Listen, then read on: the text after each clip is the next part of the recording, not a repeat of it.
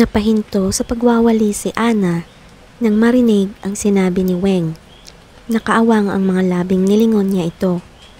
"Tamang narinig mo," sabi nito.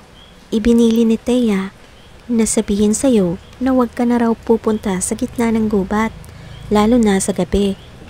Nakagawian na niyang pumunta sa dating kubo nila ni Lola Telma, lalo na kapag namimiss niya ito. Tuwing full moon, ugali na rin niyang pumunta roon. Alam iyon ni Thea at ng mga kasama niya. Alam din ng mga ito na maraming taon siyang tumira sa gubat, kaya sanay siya sa pasikot-sikot doon. Idagdag pang mas ligtas ang kagubatan kumpara sa maaliwalas na kalsada ng Barrio Barbasa. Kumpirmadong miyembro ng grupo ni Alan ang natagpuang patay sa gubat, sabi ni Weng. Malamang ang grupo ni June ang mga ligawa nun, sabi ni Ana. Hindi na bago sa kanya ang ganoong balita. Ang grupo ni June, ang tinutukoy niyang grupo na mortal na kalaban ni Alan. Ang dalawang grupo ang madalas magrayot sa kalsada tuwing gabi. Yun ang kutob ng ilan. Kaya lang, may sugat daw sa leeg ang biktima. Parang matulis na pangil daw ang bumaon doon. Natigilan si Ana. Pangil? Kumabog ang kanyang dibdib. Umiling si Weng. Iniisip mo bang sinisip-sip ng kung sino mang pumatay sa biktima ang dugo nito? Noong nasa high school pa sila at tuwing nagagawi sila sa bayan, tumatambay si Ana sa internet shop ni Thea.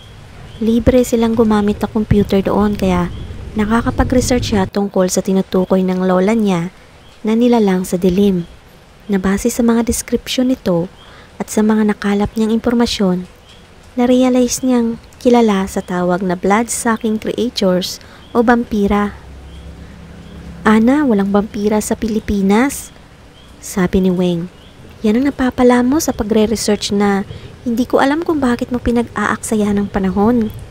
Bakit ba paborito mong subject ang vampira, ha? Hayan tuloy ang epekto sa utak mo." Hindi agad siya umimik. Sinadya niyang sarilinlin ang tungkol sa alamat na ikinuwento ng kanyang lola. Ang prediksyon nito na isinulat sa maliit na notebook at iniwan sa kanya. At ang mga kakayahang mayroon siya. Hindi niya gustong mapagkamalang nababaliw o kaya'y maakusahang minana ang itim na kapangyarihan ni Lola Telma. Yung sugat daw ba sa leeg ang ikinamatay ng biktima? Usisa niya. Umiling si Weng. Nakausap ko kanina si Ninyo. Yung sugat daw sa ulo ng biktima ang dahilan ng pagkamatay nito. Inataw yata ng matigas na kahoy. Si Ninyo ay ang matalik na kaibigan ni Weng, nakabilang sa grupo ni Alan. Kalalabas lang ni Ninyo sa kulungan. Ito ang bukod tanging nagsisimba sa grupo nito. Suportado nito ang pagbabagong buhay ni Weng. Pero sinisiguro ni Ninyo sa kaibigan na hindi raw ito susunod sa landas na tuwid. Mananatili raw ito bilang right hand ni Alan. Nakahinga ng maluwag si Ana sa sinabi ni Weng.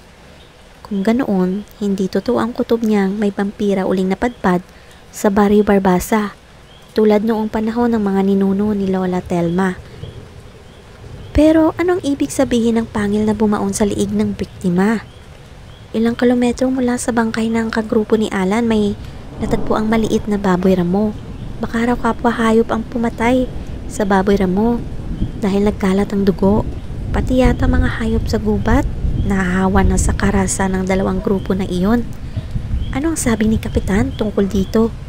Sus, asa ka pa kay Kapitan? Mas importante sa kanya ang kita niya sa bato, pasugalan at club. Bumuntong hininga si Weng. Kailan kaya bababa si San Miguel sa baryong ito para ubusin ang mga kampo ng dilim dito? Umiling-iling na lumayo na ito. Tandaan mo ang bili ni Thea. Huwag ka na raw pumunta sa gubat. Pahabol na sabi nito. Tumangulang si Ana pero hindi siya magpapapigil. Pupunta pa rin siya sa gubat. Nagsimba siya sa unang misa ni Father ng umagang iyon. Natiyak niyang okay na ito dahil masigla na. Pagkatapos magsimba, inumpisahan na niya ang mga gawaing para sa araw na iyon. Ipinagpapasalamat ni Ana Ng mga sumunod na araw ay wala nang natagpuang patay na tao sa gubat, pero ilang ligaw na hayop ang natagpuang walang buhay sa iba't ibang bahagi ng kagubatan. Sa kalamang iyon, hindi niya mapigil ang kabog sa kanyang dibdib. Ayaw niyang isipin na nagsisimula ng maganap ang prediksyon ng lola niya. Isinulat pa nito iyon sa isang lumang notebook. Magkaugnay ang kanilang mga tadhana. Ang pinili ay katulad ng isang bulaklak. Sa pagbubukas ng kanyang mga talulot, ay mararamdaman ng tagapagpangalaga ang pagkakauhaw at ang dugo ng pinili ang bubuo sa tunay niyang pagkatao. Magaganap ang natatakda. Darating ang araw na mauulit ang kasaysayan sa Baryo Barbasa. Tandaan mong mabuti ang sasabihin ko, apo. Sa paglabas ng tanda, makikita ang pinili at ang kanyang tagapagpangalaga at iyon ang magiging simula ng kaguluhan. Maraming masasaktan at mamamatay. Sa mga kamay ng dalawang nakasalalay ang pagsikat ng liwanag o ang tuluyang pagsakop ng dilim. Hinawakan ni Lola Telma ang lakit na pendant ng kwintas ni Ana. Mahina at paputol-putol na ang pagsasalita nito. Ito ay nilapat naman ito ang kaliwang kamay sa tapat ng kanyang puso. At ito ang magtuturo sa iyo sa kanya. Saka ngumiti at pumikit na para't matulog. Kinabukasan, natagpuan na lang niyang wala ng buhay ang kanyang lola. Hindi sigurado si Ana kung sino ang tinutukoy ni Lola Telma, basta ang isang bagay na malinaw sa kanya, siya ang pinili na tinutukoy nito, ang sanggol na iniwan na lang basta sa poder nito. Wala siyang totoong pamilya at walang pinanggagalingan. Hindi na mahalaga ang dugong nananalaytay sa kanyang mga ugat. Ang importante na palaki siya nito na isang mabuting tao at may takot sa Diyos. Wala siyang idea kung sino at paano sila makikita ng tinutukoy ni Lola Telma na tagapagpangalaga. At ngayon nakikita na niya sa bawat pagising ang balat sa kanyang dibdib. Palagi na siyang kinakabahan. Nakakalungkot isipin na ang masasamang elemento ang nagwawagi sa kanilang baryo. Si Thea ay natatakot na mapahamak ang mga itinuturing na pamilya, ang simbahan at mga negosyo, kaya mas piniling huwag na lang pakialaman si Kapitan. Pero ang giyera sa tinutukoy ng lola niya ang mas kinakakatakutan niya.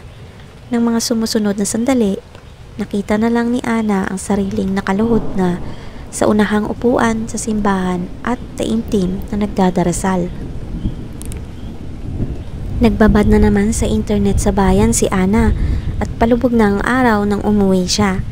Ipinaprint niya kay Kuya Liwan ang lahat ng mga impormasyong nakita na sa tingin niya ay makakatulong. Tutol man sa ayon dito ay walang kabuluhang research niya, pinagbigyan pa rin siya ni Liwan para daw manahimik na siya. Dala niya pa uwi ang lahat ng nakuhang impormasyon. Isasama niya iyon sa halos isang kahong research output na nasa ilalim ng kanyang papag.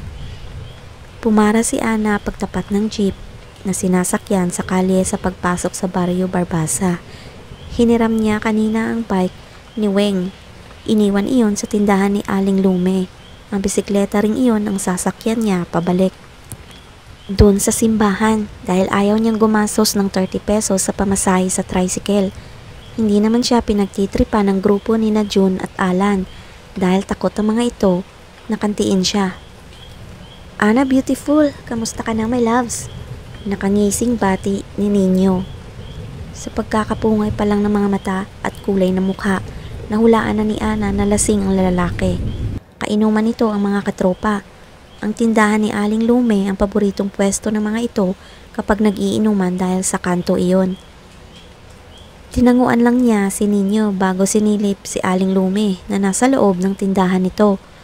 Kukunin ko po yung bike, sabi niya at nginitian ito. Pumasok ka rin at kunin mo na lang, Ana, sabi ng babae. Bilisan mo na, huwag kang magpapaabot ng dilim sa daan. Huwag kang mag-alala, Aling Lume. Sagot ko yang si Ana beautiful. Papatayin ko ang sinumang kakante sa my loves ko, sabat ni Nino. Ginisihan at kinindatan pa siya. Hindi na lang niya ito pinansin. Sa lahat ng masasamang loob sa Baryo Barbasa, kay Nino siya panatag. Kahit paano dahil kaibigan nito ni Weng. Ang mga pabiro-birong hirit at pakindat-kindat lang naman ang ginagawa nito sa kanya. Ni minsan na hindi siya nito binastos, kahit lasing na lasing. Ihahatid ba kita, my loves, beautiful? Salamat na lang pero kaya kong umuwi mag-isa. Tanggi niya. Ikaw bahala. Tumayo si Ninyo at sumusuray na tumungga ng gin bilog sa bote. Tatanawin na lang kita. Hindi na umimik si Ana. Nagpasalamat uli siya kay Aling Lume at sumakay na sa bisikleta. Sumusuray na naglalakad si Ninyo. Ihahatid daw siya nito ng tanaw. Ingat ka, Ana, beautiful, my loves. Pahabol na sabi pa nito. Binilasan niya ang pagpepedal para makarating agad sa simbahan bago pa magdilim. Sigurado siyang pagkagat ng dilim, magsisilabasan na naman ang mga kabataang nag-aamok sa kalsada at nagbabasagan ng mukha. Sa hula niya, nakalahati na niya ang ilang kilometrong layo ng kanto hanggang sa simbahan nang maramdamang parang hirap na siya sa pagpedal. Napilitan siyang huminto at sinipat ang bisikleta. Napangiwi siya nang makitang na flat ang mga gulong niyon. Mukhang may bumaon na pako. Malas naman, usal ni Ana. Inisip niyang baka kayanin pa niya hanggang sa simbahan kaya sumakay uli siya. 1 metro pa lang nakatatakbo ay hirap na talaga siya. Pinigil niyang sumigaw sa inis nang matanggal ang kadena. Napilitan siyang bumaba at ayusin ang kadena. Nakulapulan na ng dumi at grasa ang kanyang mga kamay. Nang maayos niyang kadena, wala na siyang mapagpipilian kundi maglakad at akayan ng bisikleta. Tumigil lang siya nang humihingal na. Binagalan niya ang paglalakad para makabawi ng sapat na hangin. May kakaibang nararamdaman si Ana kaya lalong bumagal ang mga hakbang niya hanggang huminto na ng tuluyan. Malinaw rin ang kanyang mga mata sa dilim. Kaya nga hindi siya nahirapan noon na mamuhay sa gubat kasamang lola niya. Sigurado si Ana na may mga matang nakatingin sa kanya. Napalunok siya at bumilis ang pintig ng puso. Bata pa ay malakas na ang senses niya kaya alam niya kung may tao sa paligid bukod sa kanya.